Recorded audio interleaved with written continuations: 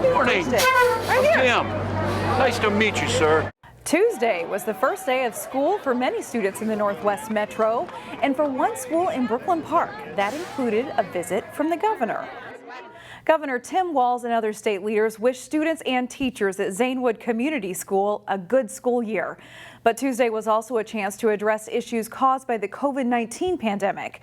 Reporter Sonia Goins shows us what education leaders are doing to give schools more mental health support.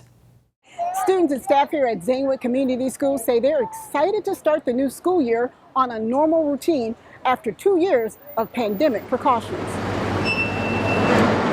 Have a great day, everyone. Control chaos as students arrive for the first day of classes at Zanewood Community School. Gonna be awesome. New clothes and backpacks and a few tears from young learners. You know, as a teacher and on the first day of school, I was always a little scared. The Minnesota governor and top state leaders greeted students, bus drivers, and staff on the first day of classes.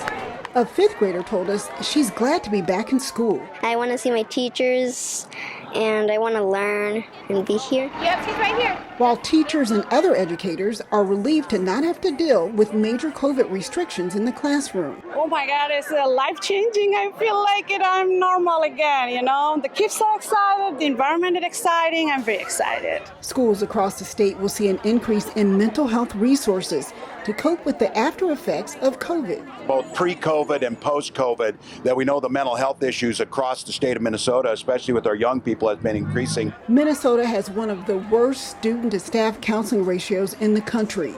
Education leaders will use federal funds to boost mental health support. Look at expanding student support personnel, which is inclusive of counselors, but also social workers, school psychologists, nurses, as well as chemical dependency counselors. School officials say making sure students have an opportunity to learn in a safe environment and dream a brighter future is a top priority. That standing right there is Minnesota's future. It is beautiful, it's diverse, it's energetic, it's hopeful, it's inclusive. It's all the things that we love about our state.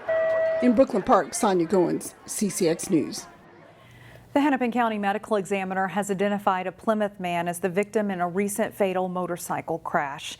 The Examiner says 21-year-old Kyle Peterson died from injuries sustained in a crash on August 16th as he was traveling northbound on I-35 West in Burnsville. Peterson died a few days later at HCMC. The State Patrol says Peterson lost control and left the roadway. According to state troopers, Peterson was wearing a helmet, but it came off during the crash. New home construction has slowed significantly in the Twin Cities. That's according to a new report, drawing concerns from a trade group representing home builders. Data compiled by local research firm Keystone Report shows the number of permits for new single and multifamily homes fell 28% in August compared to the year before. Compared to 5 years ago, that number is down 46%. Of local cities, Plymouth made the top 5 for permits pulled, trailing only Elk River, Woodbury, and Lakeville, which took the top spot. Road construction season isn't over yet, far from it. In New Hope and in Crystal, repaving work takes place this week along Bass Lake Road. Crews will repave about a 1-mile stretch between Gettysburg and Louisiana Avenues. There will be lane closures, but the road will be open with flaggers directing traffic. Work is expected to take about a week to complete. People with a craving for tacos now have a new option in the Northwest Metro. La Bodega Taco Bar has recently set up shop along Bass Lake Road across the street from Becker Park. And as Delane Cleveland reports in Takeout Tuesday, the owners of the taco truck are slowly making a name for themselves in the Twin Cities restaurant scene. For nearly 2 years, people have been coming to Crystal to get desserts from La Michoacana Rose.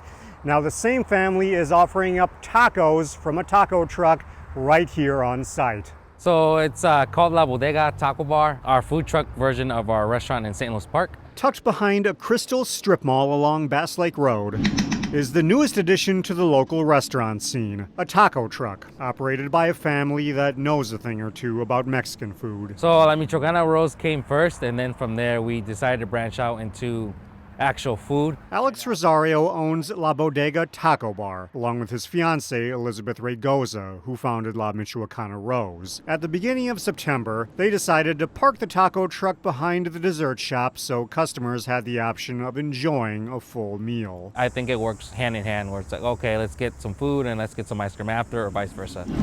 What sets La Bodega apart from other taco trucks are the birria tacos, which is a form of marinated beef stew meat. It takes like 6 hours to cook, nice and slow, and then obviously after that, they're made into a taco, kind of like a hard shell taco with cilantro, onion, your choice of salsa. If you're not in a taco mood, you can also get the birria in soup form, with ramen noodles mixed in with broth, onions, and cilantro. A lot of people love it, and if you haven't tried it, I suggest you try it. People love it. It's very good. The food is made using old family recipes, and while the truck itself may not be in the most visible location, lovers of Mexican food will want to come seek it out. Expand your taste buds, and you won't regret it. The owner says that the taco truck will be here for the foreseeable future. For a list of hours, we have a link on our website at ccxmedia.org. In Crystal, Delane Cleveland, CCX News. And finally, this segment, what a dinosaur has in common with pedestrian safety. The city of Crystal wants to make car-pedestrian crashes extinct. It has a friendly dinosaur to make its point, too.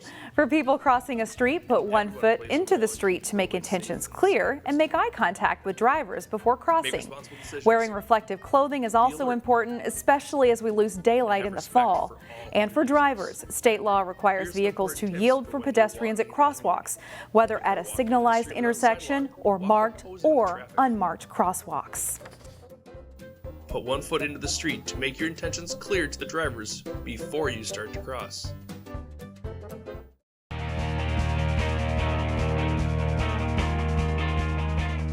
The Cooper football team will be looking for its first win of the season when they play their home opener Friday night.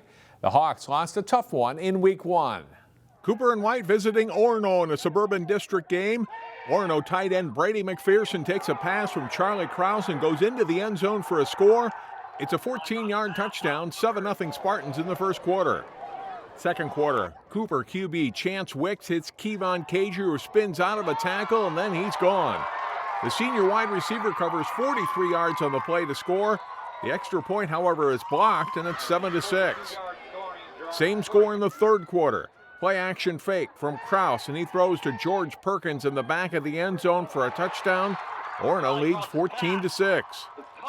The Hawks answer to give to running back Denari Connors, who darts his way into the end zone. The 2-point try fails, and it's 14-12. Cooper takes the lead in the fourth quarter. Again, it's Connors up the middle. Looks like he's stopped, but he keeps going, and with some help from his lineman, gets into the end zone. And Cooper leads 18-14. But just a couple of plays later, Orono strikes again. Krause tosses his third touchdown pass of the game. This time it's Nash Tishy, a 64-yard touchdown to put the Spartans ahead for good, 21-18. No more scoring the rest of the way as Orono beats Cooper. The Brooklyn Center football team won 5 games last season. They graduated some top players, but have a good young group that has some promise. Jay Wilcox has highlights from the Centaurs season opener. The Brooklyn Center football team playing host to Minneapolis Edison in their season opener. Edison strikes first as Elijah Jones takes the handoff and has an easy path to the end zone. The Tommies are up 6-0 with just under 5 minutes left in the first quarter. Late in the first, a high snap costs Edison. BC's Ben Diamande gets the recovery for the touchdown, and with a 2-point conversion, the Centaurs take an 8-6 lead. Edison scores twice in a row as quarterback Emmaus Williams gets 2 touchdown runs in the second quarter. The Tommies take control, grabbing a 22-8 lead. Late in the first half, though, a big play as Deshaun Pongsack hits Tay Powell on the slant, and he is gone. A 38-yard touchdown with 37 seconds left gives BC a spark. They're within 22-14 at the half. But they never really slow Edison's run game. Williams scores his third touchdown of the game here. Edison scores the only points of the second half as they beat Brooklyn Center 34-14. Jay Wilcox, CCX Sports. Thanks, Jay. Later this week on CCX, we have high school football games on 2 nights for you to enjoy. The first is Thursday night when Armstrong is home to play Irondale in a Suburban Blue District game. Kickoff is an hour earlier than many games. It's a 6 p.m. game between the Knights and the Falcons. Armstrong is coming off a Week 1 win at Waconia. And then Friday night, tune in to CCX to watch Park Center take on De La Salle in the Pirates home opener for 2022. Kickoff for that game is at 7 p.m. You can watch both games live on our channel on Comcast, channels 12 or 799, or online at ccxmedia.org. That's it for sports. I'm John Jacobson. Find more prep sports games and highlights at ccxmedia.org and follow us on social media.